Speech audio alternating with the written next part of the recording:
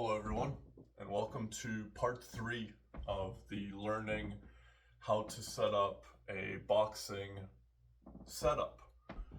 In this portion of the video I'm going to be discussing, we've stepped away from the actual portion of the heavy bag aspect of things. You've now officially learned not just how to place your feet, which you're now, if the opponent is you watching, you're not directly square on them. You place 1 foot forward and you have 1 foot at 230 and your front foot at noon, which is your direct line. And from here, you have just learned how to not just work the jab. You've learned that the jab is not just your main method of keeping the opponent at bay, it is also your distraction, which from the initial input of where you work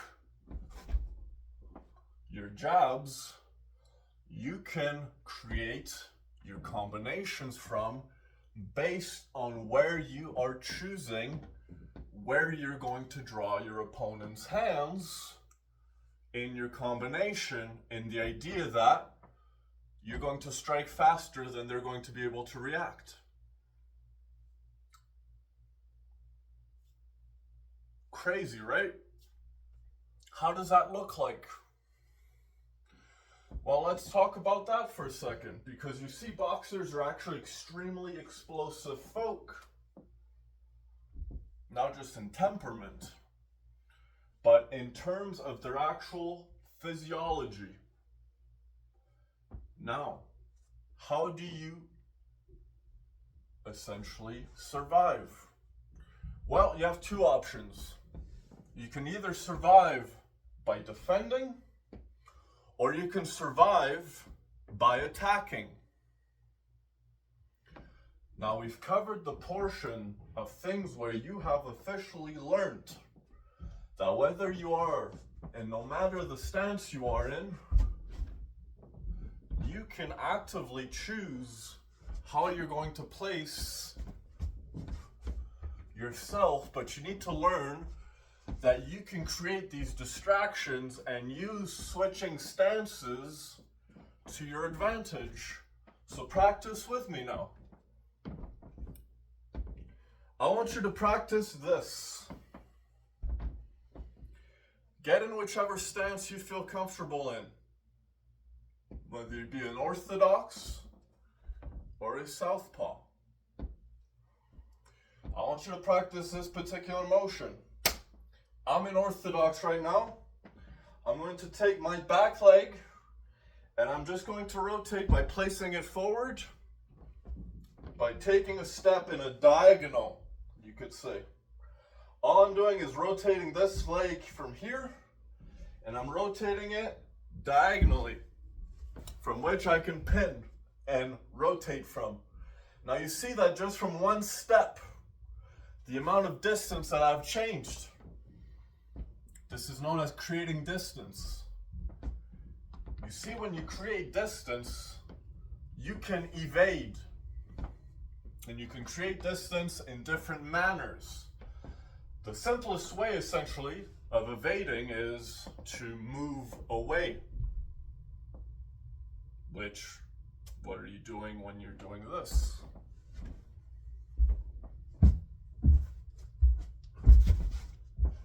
Imagine you're coming forward. Boom, I'm right here. Now try this. I want you to push off your front leg. And just imagine you're just bouncing on that front leg. Do it twice. Boom, boom. I haven't stepped on any other foot except my front leg. It looks like this. Boom. Front leg. Legs up. Sorry, let me balance. I'm going to do this. I'm going to step. This is another evasion. It's called a backward step. It's a variant of an evasion. evasion, where you are now not just able to rotate and switch your stances, but if you wish, you could essentially step back and also rotate your stance. The quicker you can move around your opponent, or the quicker you can essentially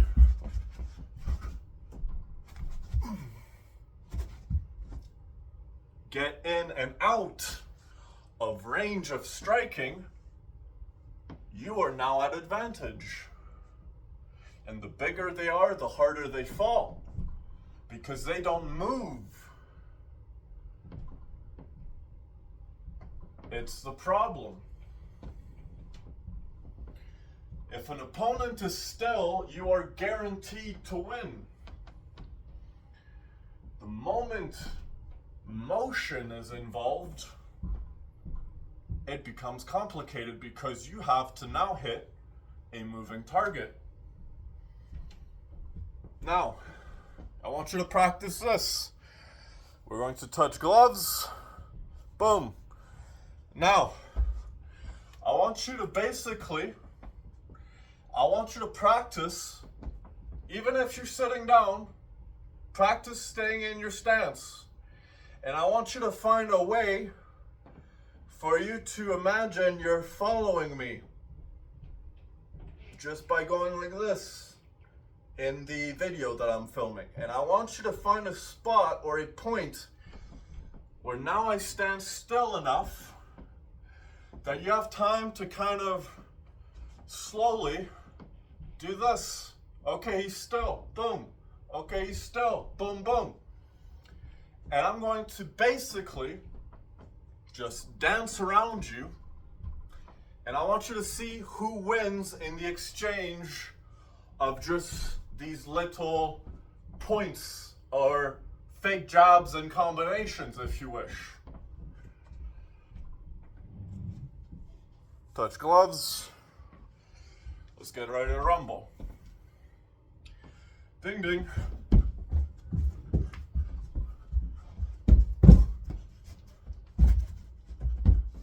Sorry, it's difficult to do on socks and carpet. It's kind of slippery.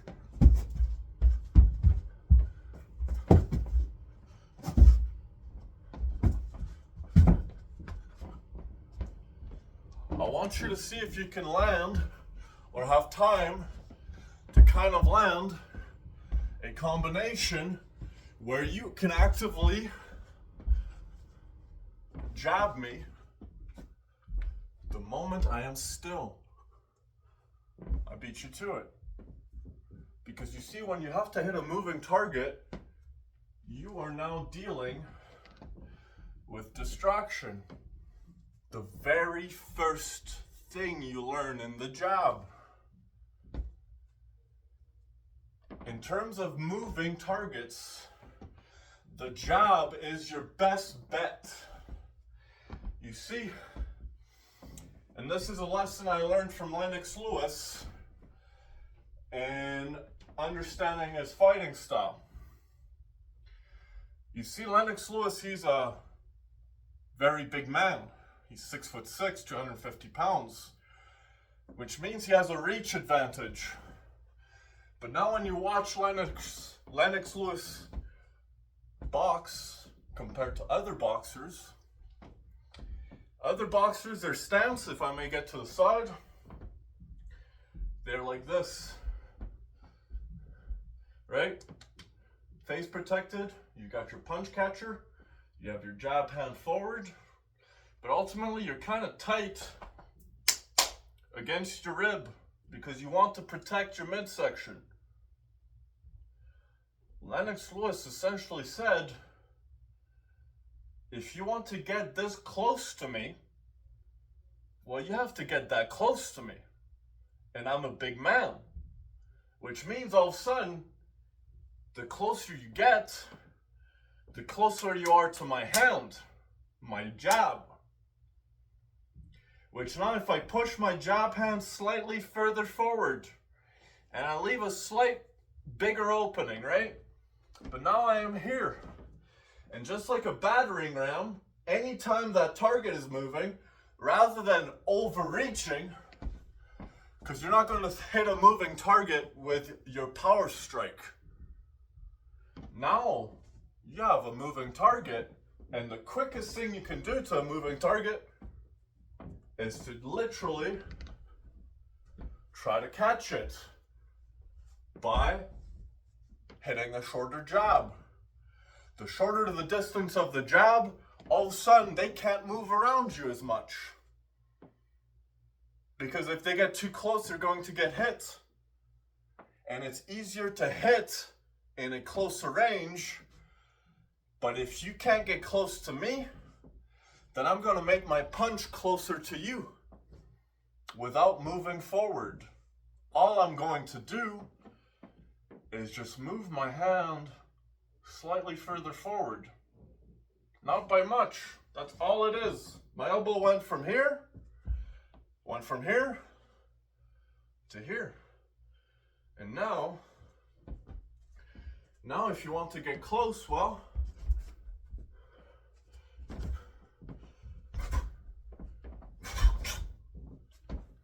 you have to get close and you're in jab range. So how do you balance that? Well, now you can only jab in a straight line because you're not going to jab by swinging your fist in another direction. So now imagine this. Imagine a guy like Mike Tyson, right? The greatest heavyweight bout of all time. Mike Tyson against Lennox Lewis. And we see this where now a guy like Mike Tyson, whose style is the perfect counter strike to the straight jab. Because Mike Tyson's essential style is this. See if you can hit my head.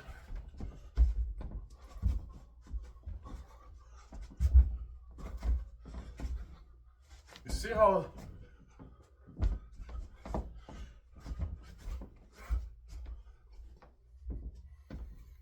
how hard it is to hit a head at that point? The quicker you can learn to move your head, and not just your feet, but now you see, here's a line of defense. Boom. Without moving my feet, I've moved my head. You see how I've changed the distance. Imagine here is where the opponent expects your chin to be. And when he throws a punch, you just go like this by 3 inches. He's not going to land that punch, but you'll land that jab on the other hand, and you're going to stun him, because essentially what he's going to do is, in that particular portion, he's going to get close, and when he gets close, he's going to throw that right across, which now if I rotate, that right is going that way, which if I'm standing here, if I slightly do this, I hit you with a right. All I have to do is dip my shoulder slightly to the right, because you are actually about to swing past this way. All I'm doing is this, and boom, counter strike. And that's what Lennox Lewis's fight was. He basically counter struck Mike Tyson so many times that Mike Tyson couldn't get close enough. Mike Tyson wore out, and eventually Mike Tyson got knocked out. But what do you expect? Mike Tyson's 5'11", 5'10", 215 at most. Heavyweight. And you see a guy like 6'6", 250 with a reach advantage of at least 6 inches. at least 6 inches, which means anytime you want to get within range of your opponent, you have to go an extra 6 inches than he does to get within range. Now, how big is 6 inches? Well, averagely, 6 inches doesn't seem like a big distance, but it's the perfect size. All right? But the bigger I can make that distance all of a sudden, well, eventually it gets to the point that no matter how much you dance around, and no matter how much you essentially move, if I can keep you, or if I can be greater in my range advantage than you, I can technically hit you without you being able to hit me, which in itself is a science you need to learn, and that comes after essentially figuring out, okay, I hit him here, but he could not hit me here. And you're gonna have to take a couple blows in order to figure out that distance. It's a mathematical equation, and it equals a headache if you don't do it right. So, in terms of the actual boxing portion of things, where you have now actively learned how to throw your jab, how to work your jab, not just to keep the opponent at bay, but to distract, so that you may create now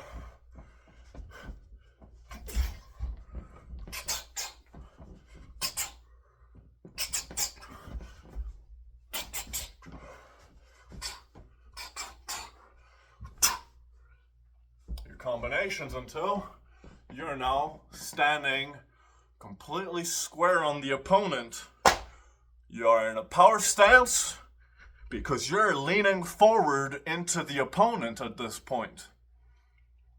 And you can unload hooks, straights, hooks,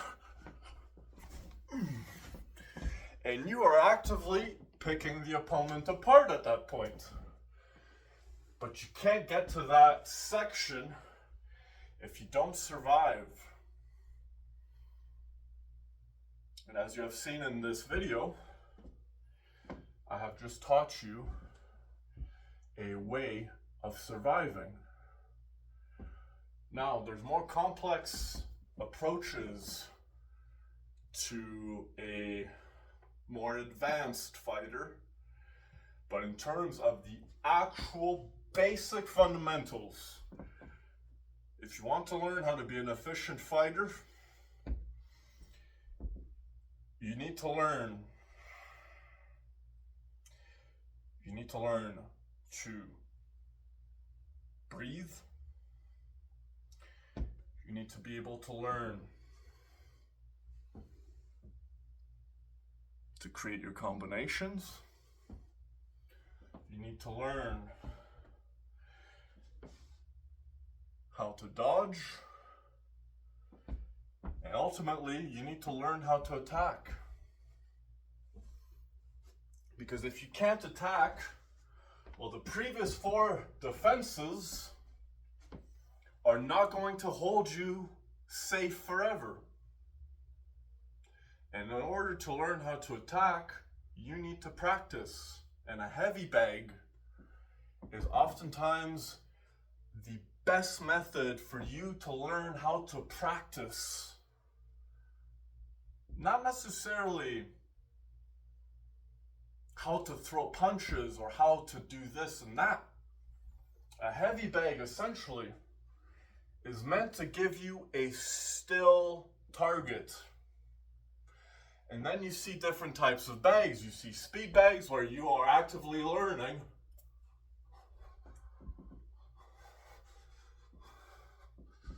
how to hit a moving target rapidly in a non-conventional way, but it's a similar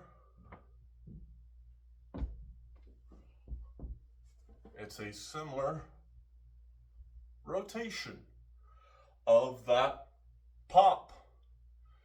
Now imagine this for all you young quarterbacks out there. You want to learn a great way for you to get a stronger throwing arm? Learn to box, because your ability to throw a football rapidly is essentially the same way as throwing a jab. You're exchanging the same pattern of energy from your back leg to your forward leg. And now when you look at this particular sport, you can actively train differently to perform different parts of the same activity, the same motion. In terms of the art of fighting itself, learning how to fight is not just going to benefit your self-confidence, it's going to benefit your mental health. It's very therapeutic to be able to take aggression out on something that's not a being. And sometimes, call it toxic as you wish, toxic masculinity if you wish. But part of being a being of emotions as humans, if you don't express emotion you are feeling, which is called an emotion, an expressive motion, which you need to express, you need to act, it's called emotion, because it is actively moving. And if you don't express that particular motion, imagine you're a person that deals with not just necessarily anger issues, you might be dealing with problems in relationships, or not anger, but just simply being able to take some aggression out. And why not learn to be able to take some aggression out while also learning just basic survival, the art of fighting. Anyways, folks, thank you for watching. Till the next video.